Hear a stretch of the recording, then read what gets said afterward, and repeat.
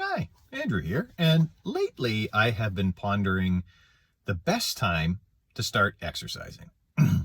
Now, when I say that, I don't mean 6 a.m. or 8 p.m. I mean, in your life, when is the best time to start exercising? There's a saying, the best time to plant a tree is 30 years ago. The next best time is right now. And the best time to start exercising pretty much comes down to that. My oldest is 14, and I made a video recently about our trip to the waterfalls outside near Old Quebec, and how my youngest, my 8-year-old, decided that he didn't want to take the cable car back up to the top. We'd gone down to the bottom, looked around, got drinks, had a picnic, blah blah. My youngest, wanted to go up the stairs. There's a staircase next to the falls, and I had to hold him back from running the whole time. Now, I didn't do that for old Eddie. I did that for my teenager. That's right. My 14-year-old didn't have the gas. He didn't have the energy. He didn't have the muscle, the whatever, to keep up to my 8-year-old. Why not? And this is where the answer to the question, when is the best time to begin exercising, comes in. The best time to begin exercising is when your play ceases to be exercise. At this point in time, my youngest, his play is all motion. He goes out and he plays basketball. He plays some game that they call fireball. They get on the jungle gym and they throw a soccer ball at each other. I think when I was a kid, we called it murder ball, but we didn't do it on the jungle gym. He plays soccer. Anything. His friends say, "You want to go bike riding?" He jumps on his bike and rides. All of his play is athletic. It's motion.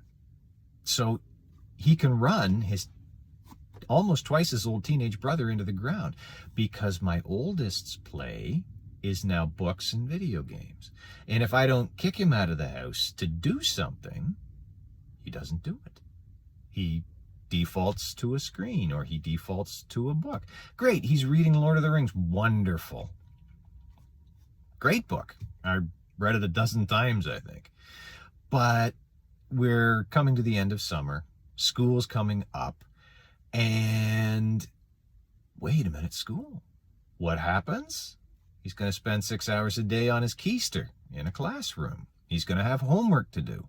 More time in front of books and screens on his butt, not moving.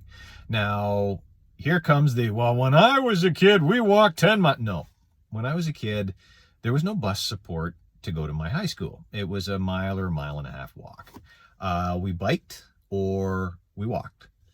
We live a great deal farther than that from his high school, and too far to walk. So he either takes the bus or we drop him off.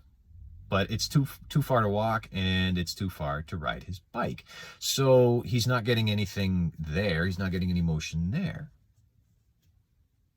With me, it occurred in university when I stopped. I was living on campus, or in second, third, fourth year, I lived pretty close to campus. There wasn't a lot of walking. There wasn't a lot of motion. That's when I started exercising as exercise. And I've continued it right up until the present. I need to now, because my oldest is in that sort of thing where he sits on his butt to get to school. He sits on his butt while he's at school. He sits on his butt to get home from school. He sits on his butt after school. Okay, you get the idea. Now is the time for him to learn the habit of exercise. I did it. Did you do it? No? Okay. This is where that saying about the best time to plant a tree comes in. If you did what I did, and you began exercising because you simply love motion, and this, as it happens, ties into my long undiagnosed difficulties with depression, I was self-medicating through exercise. One of the best treatments for depression is a good hard workout. It keeps me on an even keel. And so I addicted myself to the runner's high, whether it was in running or not. So I've maintained that active. And the only time I didn't, the only time it truly fell apart was when Blackface Hitler and the fat fascist fuck of Queen's Park said, no, Andrew, you're going to sit in your house and do nothing. You're just going to, you know, let your brains and your emotions and your body, you just go to hell. Well, I've got it back. I've got the habit back because that's 35 years. I graduated 30 years ago. So yeah, if you talk about my first year of university, going to the gym, 35 years ago. Okay. So it's a 35-year habit. So breaking it for a period of time, it wasn't that hard to get back. Came back pretty easily. But that's for people who have done it their whole lives. What if you have not? When is the best time to start? If 30 years ago doesn't count, well, the next best time to start is right frickin' now. Find yourself 15 minutes and do something and move. The longer you put it off, the harder it's going to be. The longer you put it off, the less the ultimate benefits are going to be. The longer you put it off, the deeper into the hole you're going to get that you're trying to use exercise to climb out.